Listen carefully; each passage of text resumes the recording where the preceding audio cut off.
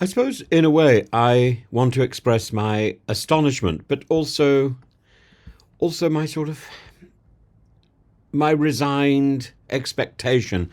Uh, Britain's economy apparently has contracted by 0.1% in January 2025, and that is, of course, if I were a city economist, somebody who seems perennially surprised, whatever reality refuses to comply with their rosy forecast, then maybe I would express surprise. But I'm like the rest of us, really. Uh, I've been paying attention to the policies emanating from the Treasury, and this so-called shock, which the mainstream media is promoting, is nothing more than a predictable outcome of the decisions that have actively stifled economic momentum and come out of the hands and mouths of not only Rachel Reeves, but a string of individuals going back to Liz Truss. And Rachel Reeves started her role with a mandate to kickstart the economy. And if the figures that we can see now are any indication, she may have forgotten to even use the ignition key. The latest data from the Office of National Statistics tells a sobering story. GDP shrank by 0.1% in January, a reversal from December's 0.4% growth, and yet we're told this contraction was unexpected. Does this feel like kickstarting the economy? Unexpected by whom? Certainly not the business community, which has been raising alarm bells since Reeves unveiled her fiscal plans in the budget last autumn. And now she's about to meddle again with our finances.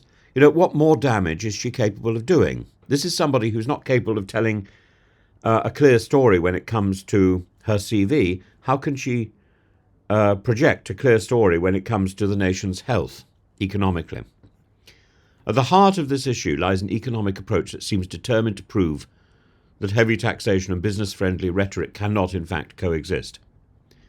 Reeves's fiscal measures, particularly her decision to saddle businesses with an additional £40 billion in tax liabilities, were always going to have alarming consequences. Employer national insurance hikes, increased regulatory burdens, minimum wage rises may sound good on paper, but in practice they act as a deterrent to investment and expansion. And now, as businesses brace for these costs to materialise in April, we see the country hesitating, stalling under the weight of the impending obligations. And more is to come. That's the problem. It's the more to come in the spring, which is in the next 3 weeks, which is so worrying. Let's consider for a moment the central claim made by Reeves and her team that these tax measures are necessary to fund public services and boost economic activity. The reality is more cyclical than they might admit. When businesses expect higher costs, they tighten their belts. They hire less, they invest cautiously, they look for ways to offset their increased tax burdens, often through price hikes, which in turn squeeze customer spending. We're now seeing the early stages of this cycle, with January's GDP figures offering a glimpse of what lies ahead if this trajectory remains uncorrected. And a breakdown of the ONS data reveals that the industrial sector was the primary driver of this contraction. Manufacturing output slumped, while oil and gas extraction and construction also had weak months. And Trump's tariffs are not going to help that, are they? Services, particularly retail, saw some growth, but even that was largely driven by increased food sales as people opted to dine at home rather than dine out, a sign again of economic caution rather than strength. Perhaps most damning of all is the fact that this contraction was not limited to one isolated month. The economy is moving with all the dynamism of a deflating balloon. I don't call that a kickstart. The ONS reports that while there was modest growth over the past 3 months, it remains weak, with significant headwinds ahead. And yet, in the face of these figures, the Chancellor remains undeterred. She insists that her government is going further and faster to reform public services and boost economic growth. Well, getting rid of NHS England is a good start, but it's only a start. It's going to take a very long time to disentangle the NHS from the bureaucratic burden that was imposed upon it. And the rhetoric about the rest of the management of our economy, it sounds increasingly hollow. The reality is that confidence is slipping, both among businesses and consumers. The pound has dipped in response to this contraction. Government borrowing costs are creeping up, and the Office for Budget Responsibility is widely expected to downgrade its forecasts for UK growth later this month. To make matters worse, the global economic climate is hardly lending a helping hand.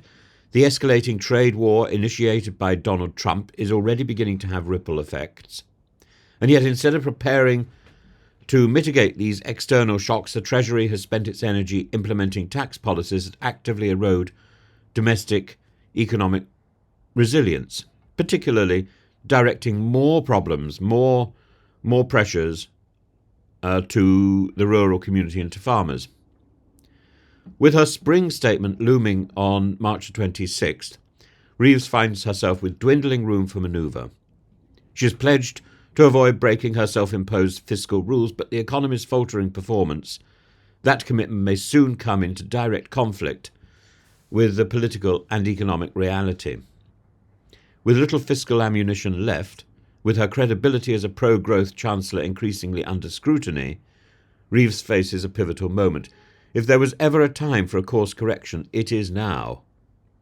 Will she acknowledge that her tax-heavy approach is dampening economic confidence? Will she provide businesses with incentives to invest rather than penalising them for growth? Or will she double down on her current trajectory and hope that the economy magically rebounds in time to rescue her government's credibility? The point is, the Labour government and Rachel Reeves doesn't have the political pressure to do very much. What it has is the pressure of what's happening in reality, and governments have a habit of turning a blind eye to reality. They tend not to turn a blind eye to an efficient opposition. We don't have an efficient opposition. We have Kemi Badenoch. And what's unfolding before us is not a surprise. It's not an anomaly. It's a direct and logical consequence of the fiscal choices, the failure to hold this government to account, the decisions that prioritise revenue extraction over economic expansion. And the Treasury may well call this an unfortunate downturn. City economists may scramble to revise their forecasts. But for those of us who saw this coming, and I did, the only real surprise is that anyone thought it wouldn't happen. The question now is whether Reeves will heed the warning and pivot, or whether in a few months' time we'll be having the same discussion, I'll be saying the same things, only with even less patience for Treasury officials pretending that all of this was unforeseeable.